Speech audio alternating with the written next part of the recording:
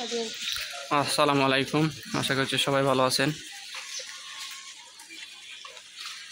বিশাল সাইজের একটা গরু, সেখানে ময়লা টলা ফেলেছে, পলিথিন বাসা থেকে ইট দিয়ে ফেলাই দেয় মানুষ, কত নোংরা। এটা খাইতেছে এনে। এই বড় সাইজের বিদেশি গরুগুলা মূলত এগুলাই খায় ম্যাক্সিমাম টাইমে। আর এইদিকে দেখেন সাইডটা কুত্তা।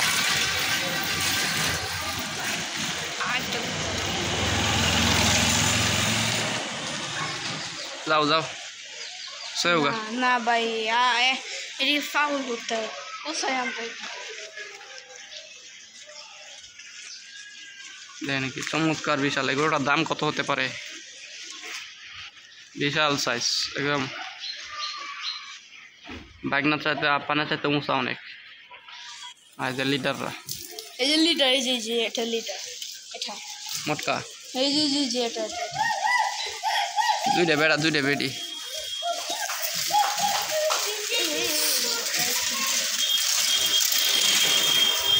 শহর এলাকার গরু মূলত এগুলাই খায়, জন্য ডাস্টবিন যে রাস্তা হয়।